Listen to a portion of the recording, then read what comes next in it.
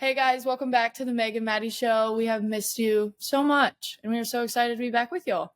I know I missed you so much last week, Maddie. It felt wrong having the other Maddie. You missed sharing a bed during 10 days of the College World Series? Yeah, I don't think we ever told them our situation during College World Series. Maddie, I live in Omaha still. I'm in Omaha right now. Maddie used to live in Omaha, doesn't anymore. We slept in my queen size bed every single night together. Well, anytime we travel with Let It Fly, we sleep in the same bed. Vegas, we had 2 beds, but New York we shared. Yeah, we share a lot. Yeah, it's fine. It was fine. But now I'm back home in Indiana, so we have a very special guest on. What did you do for the 4th? Oh, sorry. I'm at the lake. I'm actually at the lake right now. Lake Wawasee, shout out. Just hung out at the lake. It's been raining aggressively though. We did get some sunshine, but it was awesome to be back with my friends. I have not been home to Indiana in a month, so. Your 4th of July looked fun. I mean, you were on a boat, and it was sunny. It was sunny for the actual 4th for you. Kind of. Barely. Yeah.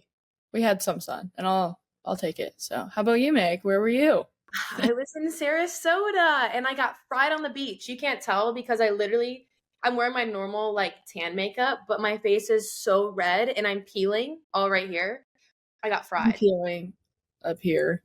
It's kind of embarrassing to peel as an adult, I feel like. No, it's worse when your scalp is peeling. Mine peeled during the College World Series. It was red, and it looked like I had dandruff. There were huge flakes. You can't see it because of my super awesome cabin lighting, but I probably have some going on from that, but. It's so rustic. Whatever you want to call it. But getting back to my roots. I'm in my Zach Bryan era. Zach Bryan. Homegrown. This is so Indiana of me. Speaking of Indiana, our guest today is a Fishers native, Sydney Parrish, who is now an IU basketball superstar, and we're so excited to have her on. And yeah, she's one of Maddie's friends from high school.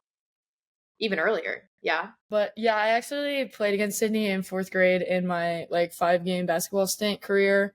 And then we became friends in probably 6th grade maybe. So yeah, I'm so thankful to have her on. That we developed this relationship when she was at Oregon. She was obviously playing Arizona State where I go to school, so I got to see her then. And then now that she's home and with all of our friends and all of our friends from Fishers, and it's excited to see her back home in an Indiana jersey where she belongs. So happy to have her on. Next clip. Hey guys, welcome back to the Meg and Maddie show. Today we are joined by IU women's basketball player Sydney Parrish. Hi, hello Sydney. Guys. Thanks for having me. So Sydney is from Fishers, Indiana, where I am from. We've known each other since probably 5th or 6th grade. And now she's turned into this superstar. I mean, she always has been a superstar. You grew up playing with the Gym Rats. You were with Sky Diggs before that. What was your favorite part of the AAU circuit growing up? Oh gosh, probably my favorite thing was, growing up playing against players who are now in the WNBA and building relationship with players that you can now say are famous. It's weird. I remember Paige and I, Beckers, we played each other when we were it was 5th or 6th grade nationals, in the Final Four. So forever ago, and just building connections with people that are actually gonna last a lifetime, which is crazy. And also players that I played with in college when I was at Oregon, here at IU, playing against them. So I'd say that was the most fun part. That leads us right into our next question, actually. So you grew up in a crazy AAU circuit in Indiana. What are the biggest names you played with that are still in college or now in the WNBA? Right. Played with or against? Both. Against? I could go down the line. Caitlin Clark, Angel Reese, Paige Beckers, AZ Fudd, Sailor Poffenbarger, Deja Kelly, literally the biggest of names you can think of I've played against, just because, especially back then when I was in high school, the EYBL was the main circuit, so everyone wanted to play for the EYBL. Now there's Under Armour and Adidas, but back then it was everyone played in the EYBL, and if you didn't, then like you're not considered like one of the best players or whatever. Which there was plenty of good players on other circuits, but it was just so much bigger back then. So it was cool to, I looked up to some of those girls too, that from the when I was even younger, because I started playing EYBL when I was in 8th grade. And so I didn't play much, but I was watching those players like Charlie Collier, who like went on to play professionally, and Dana Evans, who plays for the Sky now, and she played for my same coach for the Gym Rats. Jackie Young, who's about to go to Paris and play in the Olympics, she played for the Gym Rats. So just like looking up to those players, we were surrounded by a lot of good people. How have they pushed you? Like you said, you played against Paige in 5th or 6th grade, and then in 8th grade, you're getting to like the U.S. trials, Blue Star 30, all of that. How did they push you, knowing like all those names you just listed, that you could be one of them one day? I don't think any of us, I don't even think they thought that they would be as big of names as they are today. I don't think you really expect that at such a young age. I think it's more just like, hey, we're playing basketball. This is what we do. This is what we like to do for fun. And I think social media then, as it's gotten so much bigger, has really just like taken off. Everyone, it's crazy to call those people famous when it's like you were just the other day, we were just at the like Olympic Training Center, hanging out with everyone, laughing in each other's dorm rooms, sneaking out to go get ice cream downstairs. And now these girls are playing in the WNBA. But it was just really fun back then. And now I think just all of our work ethic, we knew we wanted to, go to bigger places, be in the WNBA, play at a high level in college. I think it was really just our work ethic that got us where we are. So you're from Indiana, the basketball state. What was it like growing up there? Like, did you always know that like basketball was going to be the answer? Oh, for sure. I grew up in a basketball family, so my grandpa played at Butler, my mom and my aunt played at Valparaiso, my dad and my uncle played at Ball State. Like I grew up, everybody played college basketball, and everyone played in Indiana and grew up in Indiana. So yeah, I kind of always knew it was basketball. I was born with a basketball in my hand, and funny thing is I went across the country for 2 years to play instead of staying in the state, but it brought me back here. So you talked about being in the basketball family, and when we were about in like middle school, early years of high school, your sister was getting recruited for swimming. Mm-hmm. How did she land on swimming first? And then how did she help you kind of with your recruitment process, because she got to go through it first? Yeah, so she was always just a really good swimmer, and we joke, the big joke in the family is like she's the shortest one in the family at 5'8", and that's like really tall for a girl, but everyone else in my family is like over 6 foot. But it was just, swimming was her thing. My mom swam in high school growing up. You always go and get put into like swim classes when you're little, so we all grew up like swimming and stuff. But it was just her thing. She got recruited really early. So it was cool to see her go on all these college visits, and I was always with her on these visits, and it kind of inspired me. I'm like, oh, maybe this is something I want to do one day, like go play a sport in college, whether that was swimming or basketball or whatever it was when I was at that age. But it was really cool to see, all of her hard work pay off, and it was like, okay, if I put in just as much work as she does at this age, like maybe I can be at that place one day. And I think it really helped. I mean, knowing what she had to go through for her recruiting process definitely helped me and guided me how I wanted to work through mine. In high school, you were the all-time leading scorer at your high school and won state twice, right? Once. Once? Yeah. Okay. Yeah, my junior year. Junior year. But in 2020, that was your senior year? Yeah. You were Miss Basketball and a McDonald's All-American, and you went to the Jordan Brand Classic. What was it like getting to experience that in high school? I feel like that's like the next, like the closest thing of like high level you can get in high school. Yeah. So like I don't know, I always dreamt of, saying, hey, I'm Miss Basketball in Indiana. I want to be a McDonald's All-American. I grew up watching those games on TV, going to the All-Star games, like wanting to be those girls. And I think it kind of put me in a little bit of reality check once COVID hit, because I didn't get to play in the All-Star game. I didn't get to really be a McDonald's All-American or a Jordan Brand Classic All-American. And it felt like everything was like taken away from me. But then I realized I'm like, okay, so that's not who I am. Like I'm not, yes, I have this like title of saying I was a McDonald's All-American, but like just I don't know, seeing it all be taken away so fast was like, okay, like I can go to college still, like I'm still gonna live, because that's like all I wanted to do growing up, and it was amazing. We didn't obviously get to play in any games. We got some gear, but that was about it. Like I got a phone call. No, I didn't even get a phone call when I was told that I was Miss Basketball. I literally got the Indy Star notification on my phone. I was like, and I knew it was coming out that day. And my mom and my sister, it was like mid COVID, so my sister was even home. And I'm like sitting on the couch and like no one's talking to me. I'm like, nobody talked to me until I get a damn phone call. And I'm sitting there and I get a notification. I'm like, no one could have called me. Like nobody. So I mean it's really cool to say, and it's cool to be in that group of girls, from the past, and now girls that are winning Miss Basketball, like Chloe Spreen that just did. I grew up with her, and playing with her. So just all those girls, in the years to come, it's cool to have that connection with them and to share it with them. You still got to have your photo shoot in the iconic Hoosier Gym. Yep. With Anthony Leal, who also plays for Indiana basketball. How is that like being reconnected with him and some of those kids that we also grew up with? It's so fun. It's so funny because we talk about I mean, I see him every single day. Like it's just it's so funny. It's just cool to be around them. Our men's team, they're really good guys, and a lot of them are from the state of Indiana. So it's cool to just have another side of Indiana basketball represented, because it's only on my team, it's me and another freshman. So the last 2 years, I've been the only Indiana girl on our team. So which is crazy. So, having the guys there helps a little bit, and it's just nice to have them around and share that relationship with them. So you started at Oregon. What made you choose Oregon in the first place? I loved it. Like I left it on my visit. Like I left knowing that was where I wanted to go. I was set on it. I went in with 2 girls that were my best friends. I knew they were going to come with me. They weren't committed yet, which my mom was really stressed about that. But I knew I could get them to commit.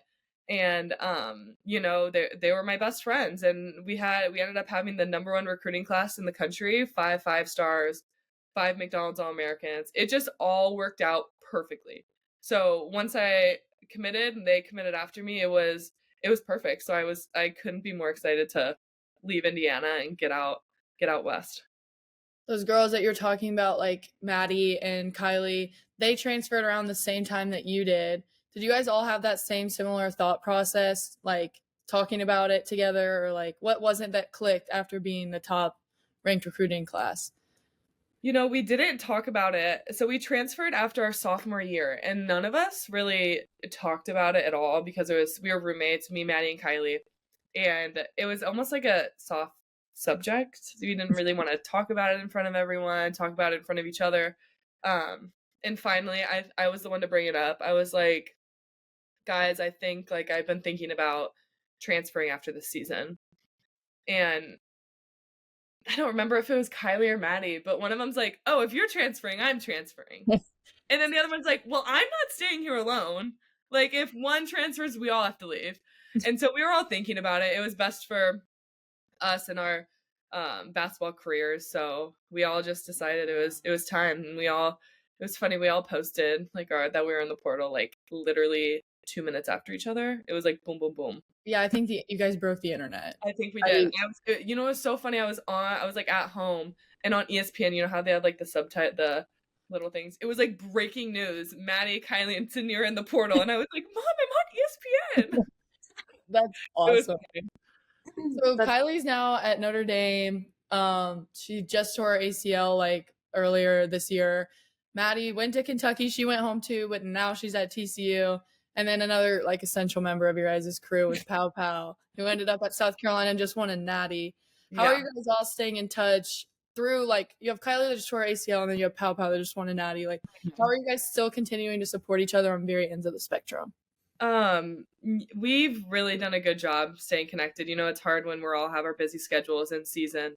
Obviously I got to play against Pow Pow in the Sweet 16, so it was so good to see her finally because it had been a while.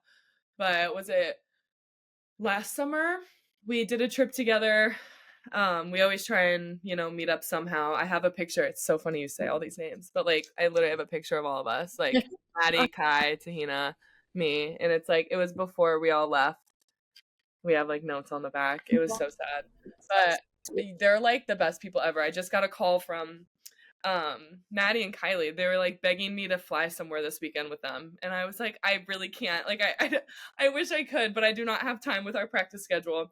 But I literally love those girls so much, and like the relationship that we made at Oregon is something that we knew like when we all transferred that it like wasn't gonna break. It's just it was so refreshing getting to see all of them when we were in the Sweet 16, because me, Kylie, and Tahina were all there together. So we got to see each other, talk to each other a little bit after the games. And then Kylie and I went out to Oregon in May. Oh, wait, no, not May. Wrong month.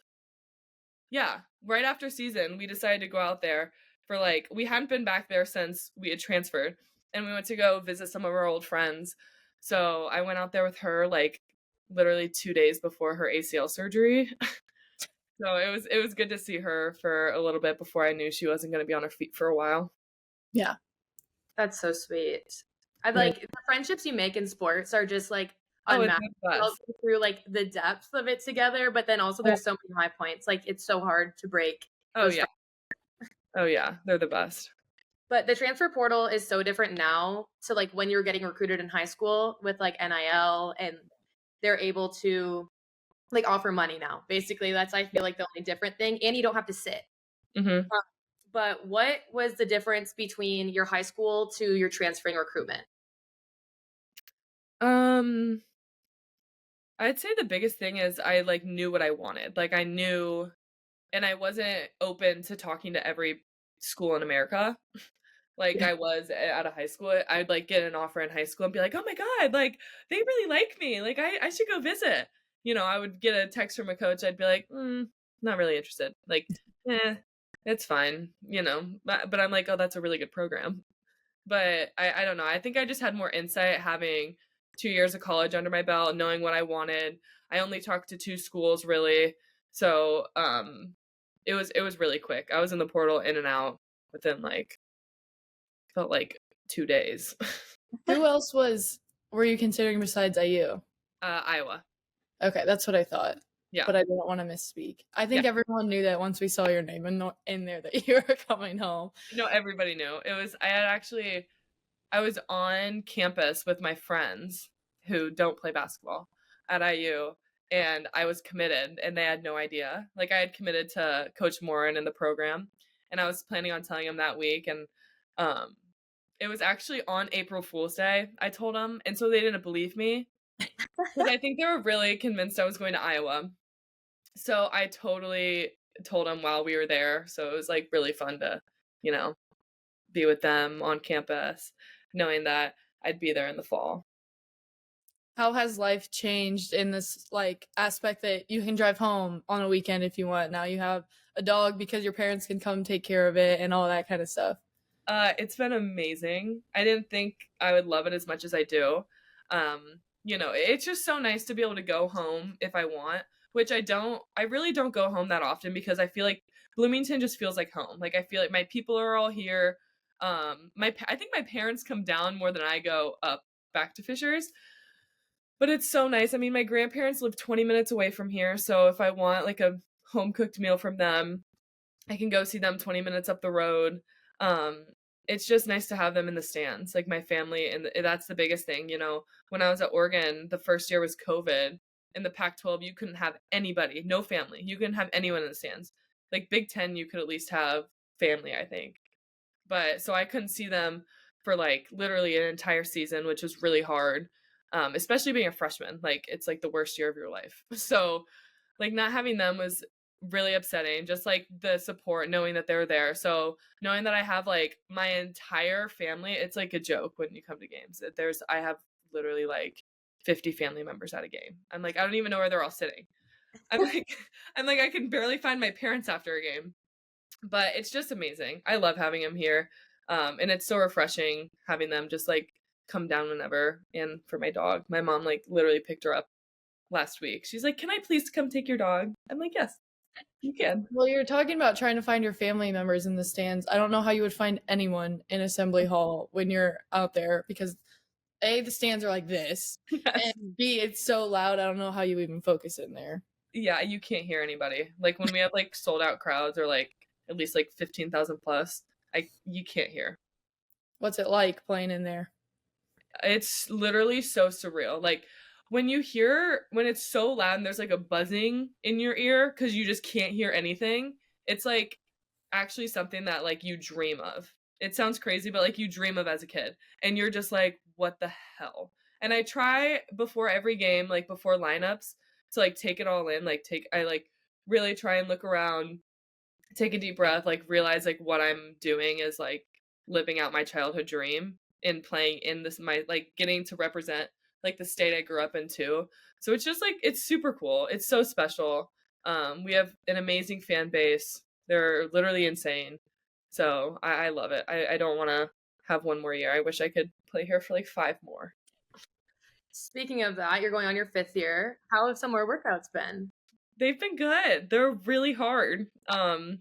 We always preach like do the work. We do really hard things. And it's a lot. But I love being here in the summer. It's like dead on campus. So it's pretty nice.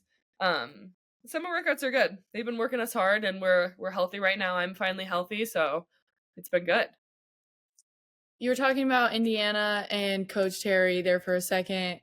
You always give her high praise in press conferences and stuff. Is she what like really wanted like a huge factor as to why you wanted to come home?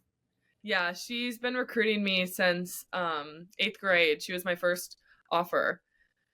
And she would come to Riverside junior high basketball games and sit. I know it sounds literally so ridiculous, but I have pictures of her and the assistant coach at my Riverside games. Like, who is spending time coming to a junior high game? But that's just like, it's her. Like she's so passionate. She wants to win for us. Like she's not all about herself. And she was the AP National Coach of the Year like 2 years ago. Like, and she puts it all on us. She's just amazing. She's a great person, an amazing coach, and she has turned this program into nothing into one of the top programs in the country. That's awesome. I had no idea she was pulling up at Riverside. Yeah.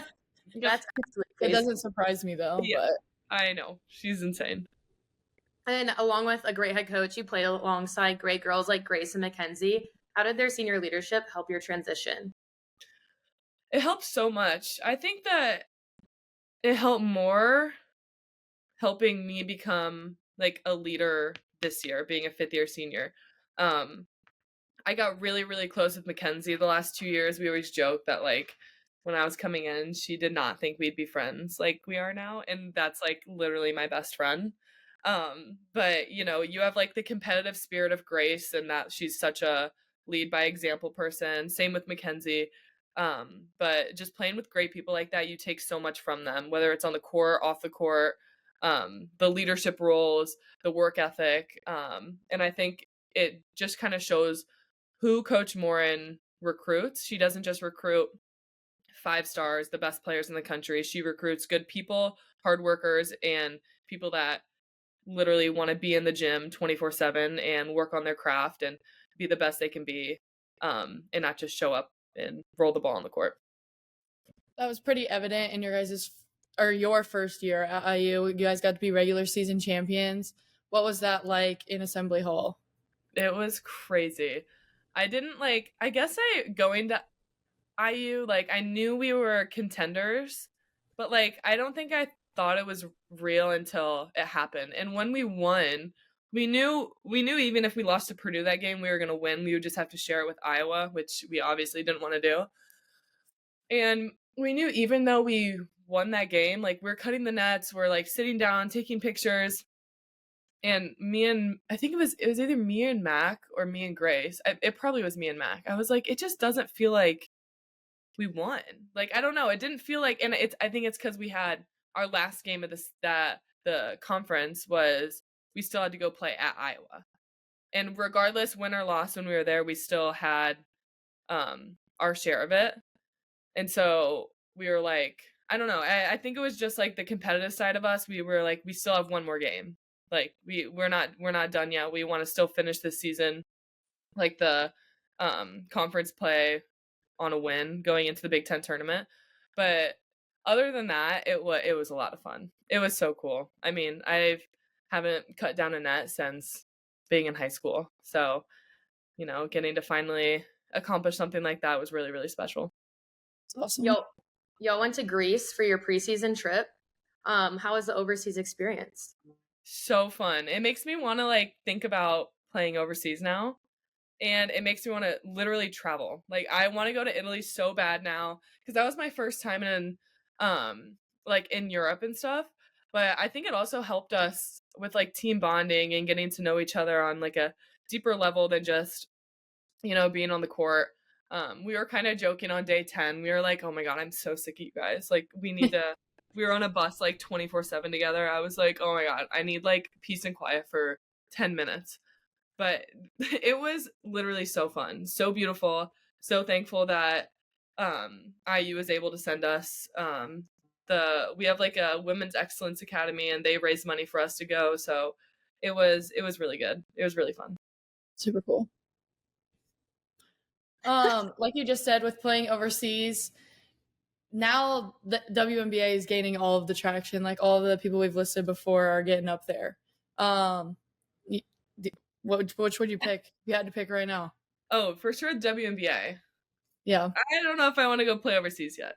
Being in a foreign country alone scares me a little bit, just a little bit. I would want to go like a group of friends, but by myself, I don't know if I could do that. If you could be drafted to any WNBA team, what team are you picking? For sure, the Fever. Yeah, so you can stay home. I grew up going to Fever games. Like I literally have pictures of me when I was like in 5th grade with like Tamika Catching's jerseys on and like sitting in the middle of the court. And now it's like everyone is a Fever fan because of Caitlin, and it's so funny because like I was the first Fever fan. Like I was one of those little girls with like 100 people in the arena. Yep. But it's amazing to see all the attraction that they're getting. It makes me so happy. Yeah, that WNBA, I saw something on Twitter. It was like it has grown like 100 and some percentage. That's insane. Women's sports in general too. I mean, you look at anything on ESPN, they're like the Women's College World Series have grown X amount. Like the most watched ESPN games were your guys' postseason, like March Madness. Yeah. It makes me so mad that I'm like only have one more year left. I'm like, I wish I was literally a senior in high school right now. Yeah. And you would do it all over again. It's like the best time to be in women's athletics. Literally. Like the best time.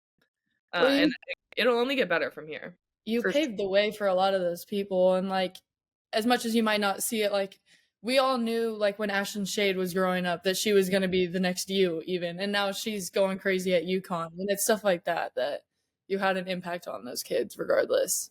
But thank you.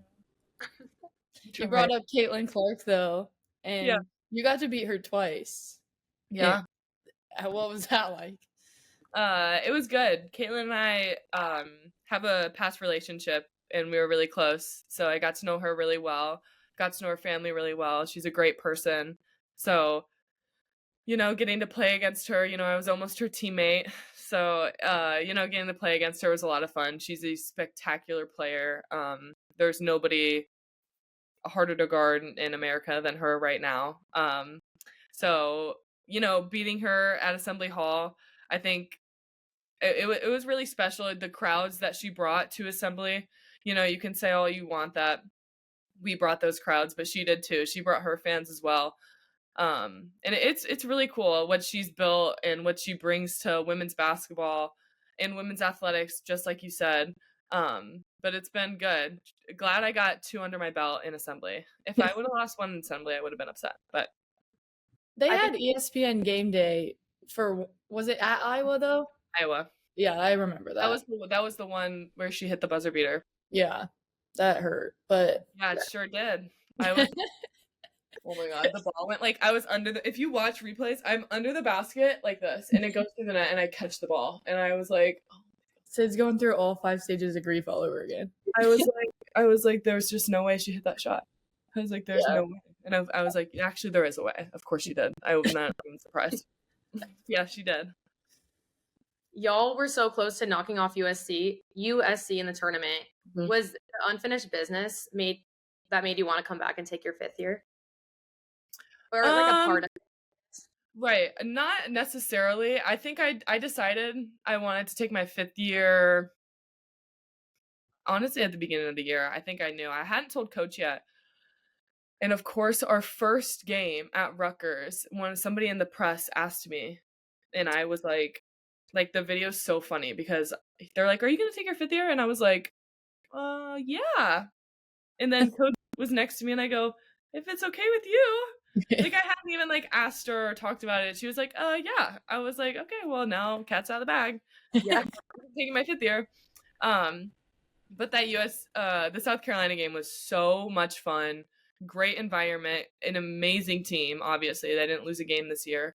But it was heartbreaking still. Like, it's not like we were supposed to win that game, but you hate losing. Like, as a competitor, you still hate to lose that way by 2 points to the national champions.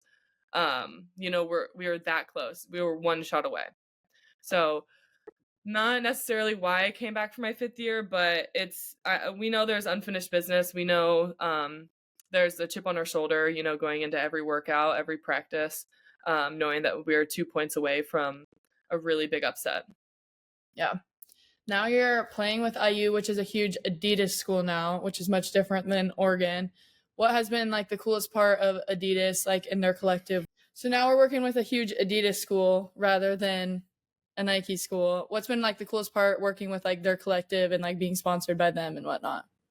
It's been awesome. I was really nervous about going Adidas because I'm a Nike girl. I feel like everybody is. But I've grown to like love Adidas, like everything about it, like their clothes, their brand, their shoes.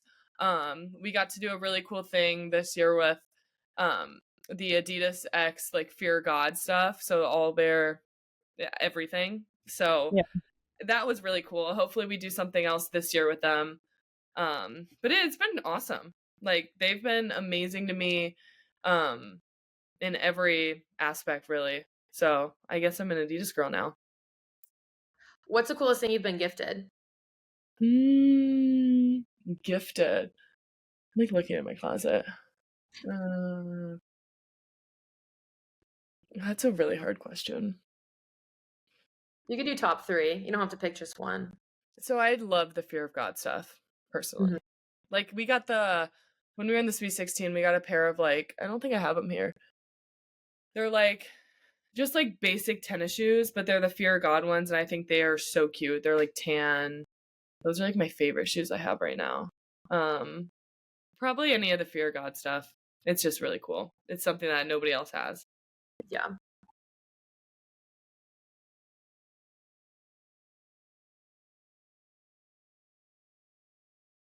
Thank you, Sydney, for coming on. We really appreciate you, and we're excited to follow you for your 5th year and everything you do after. That's WNBA or Europe or sideline reporting. We're so Yeah. to follow you.